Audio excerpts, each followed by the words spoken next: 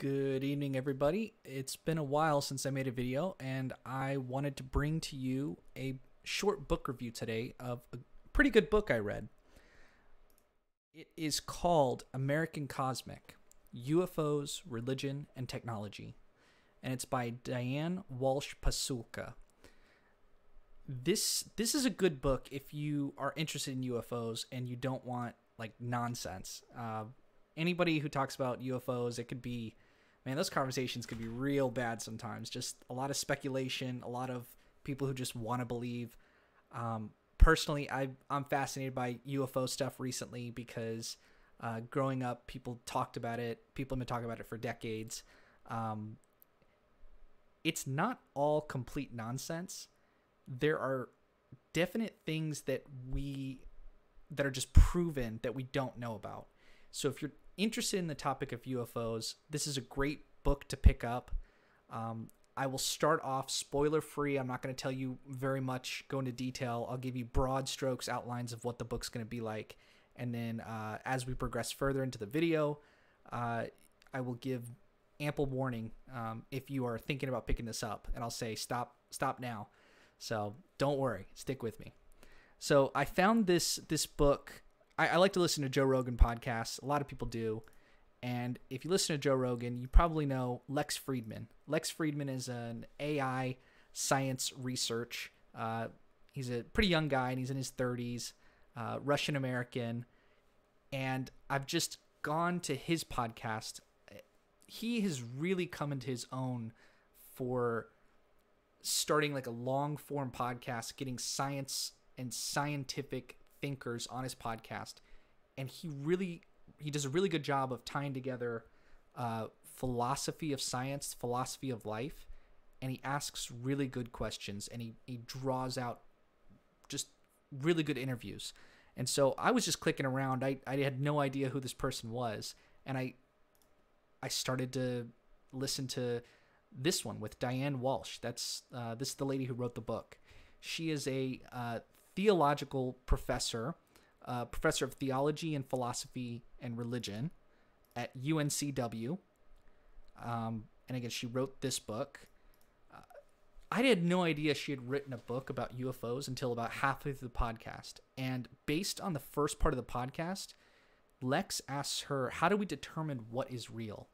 And I thought that was a great place to start because we're talking to a religious scholar, and she personally is Catholic, but she does a really good job of outlining from sort of a scientific, religious perspective, how do myths start? How do new religions start? And, you know, when you look at the Catholic Church in particular, they have a documented history of miracles happening where they consider it like canon, like truth.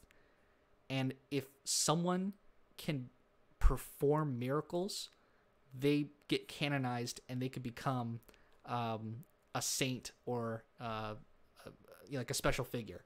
So I don't know much about the Catholic Church. I didn't grow up Catholic or anything like that. I've never been to Mass. She's very reasonable. This interview, she's not a crazy conspiracy theorist, nothing like that. So she just looked at it from a theological perspective, a scientific perspective, a religious studies perspective. How do beliefs start? Can they become reality? She goes into, Nietzsche, Immanuel Kant, critique of pure reason. She's really good in this interview of breaking down what does it mean to be real and how do we consider mystical events, how do we categorize them, and there is a separate thing. This isn't science based where we can record it and we can say for sure this happened. So the science of belief, starting off with that, is great. How do religions start? Religion and propaganda. What did Nietzsche mean by God is dead? Really good content in this. And then, of course, that gets into her book, which I was finding out in the middle of this podcast. Oh, she wrote a book on UFOs. Really interesting that she ties together how do religious movements start, and are we in the middle of one? Because kind of since the 50s, with Roswell, New Mexico, the whole incident that surrounded there, where they thought an alien, it was reported at least that an alien spaceship had crashed in New Mexico. Well, since that time, we haven't been able to rule out, like, okay, we found out that every single instance of that was BS. Like, no, there are real unidentified objects flying through space that even the government can't actually say for sure what they are. It seems to be that they have, it just seems that there's these unexplained phenomenon. Will this start? Are we watching a modern day religion take place? Because mystical events are happening, and people are going to tie this into some sort of religion moving forward. And so we may be, the kind of the start of there's a history of it in the Catholic Church, and now we're going into a different sort of history. So it's really good that she wrote this book. Let's get into it a little bit. If you're already interested, stop the video, read this book. I got it for $10 on my Kindle. Started to read it, got through it. It's like 240 pages. It's pretty personal. It's not. I'll tell you straight up. You're not gonna find the secrets of the universe. She doesn't. She's not. She started off the book as a pretty non-believer. Like, I don't believe in these. Let's look into it. But she's open-minded. By the end of the book, she's actually more convinced that there's something happening that we don't know about. And I appreciated that journey, because when you're writing a book, that I just like people that think deeply about these topics, and she's very qualified to do so. She's not full of shit. So she goes. The book starts out that she is blindfolded.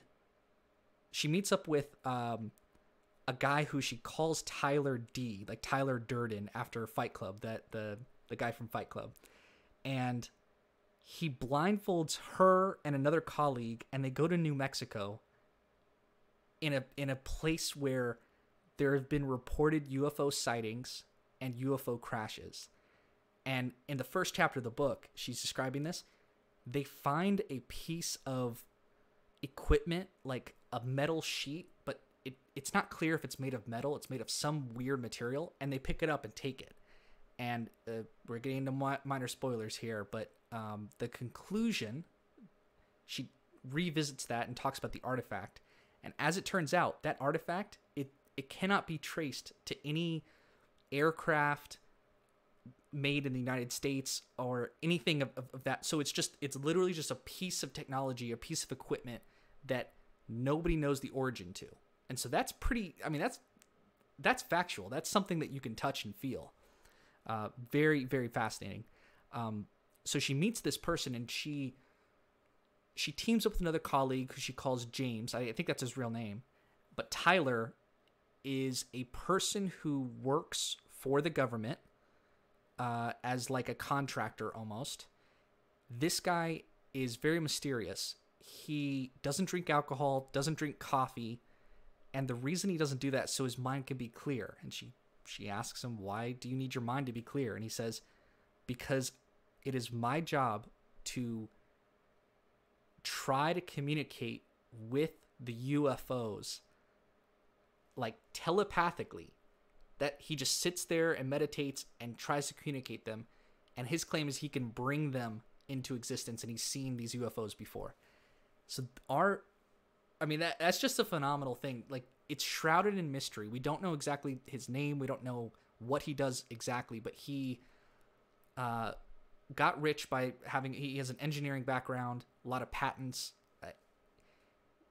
The government pays him to try to find out more about UFOs. And so this is a legit guy. And so she interviews him, has a lot more experiences with him, takes him to the Vatican, and they go through all the documents in the Vatican related to UFO phenomenon. He's kind of a sweet talker. He gets himself in, and they have a mystical experience where he converts to Catholicism. So that's kind of an interesting part of the book. She goes into the various programs that the United States has gone into in the military. I learned a lot from that, but nothing was. I mean, it's kind of all mind blowing, but there's nothing concrete. I would say that she doesn't pull anything out that really stopped me in my tracks or anything like that.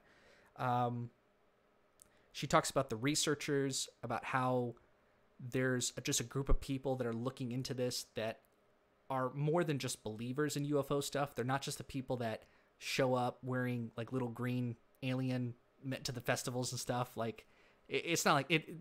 She talked about the science-minded people that are questioning this, and she goes to a bunch of conferences, talks with a bunch of people there. That was all interesting. She met up with Jacques Vallée, who's the UFO science guy. She talks about people who have had experiences. She talks about how people who have experienced UFOs, like there was one case of a guy, he saw a UFO over the top of his neighbor's house. He called his wife out. His wife saw it too. And then later that evening, there was like a weird UFO phenomenon. It was like a white cloud, like a mist that happened like inside their house, and their dog was like sick or something, and then the dog was fine. So I mean, that's just a crazy phenomenon. This is those people, that was their truth. They don't have any like footage to document or anything like that. And there's a couple pictures in the book of various UFOs that have been seen that they can't rule out. So that was interesting. These people tell their stories, and it gets put up on like some shows like Unsolved Mysteries, and the conversion between what this person saw and their story gets put on television, and it changes the, like, the person said, "Oh, that's not what I said. That wasn't my experience." They made it creepy. You could put some creepy music over the top of it and just change what the person's actual experience was. So then she also describes Catholic beliefs and phenomenon that's canon according to the Catholic beliefs. So there's instances of people levitating. There's instances of bilocation. So when one person is in one spot, and then at the same time that person can be in another spot, so you're in two different places at once. That's there's lots of recorded evidence of that occurring. I don't know if that's real or not, but this is, I like to watch horror movies, and if you watch horror movies, there's a lot of occult imagery. So, like I was watching The Ring the other day, and there's an instance where the little girl like climbs out of the well and she starts levitating. Well, that's all related to this sort of mystical phenomenon. Like, what is that? If people can say they've seen that happening, and then they can summon UFOs, I mean, there's something weird happening with all this stuff, and I found it fascinating. So, what else do I want to say about this book? I give it a 3 out of 5, 240 pages, pretty easy read. It's not super science heavy. She goes into first person a lot the entire book. She talks about what she believes, how she feels about it. Easy read, and I think that's everything I wanted to say about it. I hope that you guys like this kind of content. I love reading books. I love talking about them. If you have any suggestions, I will. I can find everything on Amazon, and I don't like to read like crazy stuff. I like to read something that's a little bit based in truth, or at least someone who's science oriented, but also open-minded people. So, yeah, that's everything I have to say. I will talk to you guys another time. All right. Thank you for watching.